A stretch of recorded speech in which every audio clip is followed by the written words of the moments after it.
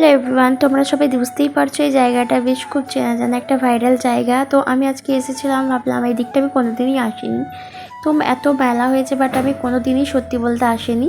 তো আজকে আমি এসেছিলাম, ভাবলাম যে এখানটা দেখাই যাক। বাট এতটা সুন্দর জায়গাটা লাগছিল। এখানে একটা কালীবাড়ি আছে, প্লাস তোমার এখানে যে পুকুরটা আছে পুরো লাইটিংভাবে সাজানো। আমি সেটা জানতাম না। তোমার একটা বন্ধু বললো চল আমি নিয়ে যাবো, বেশ সুন্দর লাগবে। তো এসেই দেখি মাছগুলো এখানে সব খেলা করছিল, এতটা সুন্দর লাগছিল। তো ভাবলাম যাওয়াই যাক। আর মনটাও আমার সেরকম ভালো ছিল না।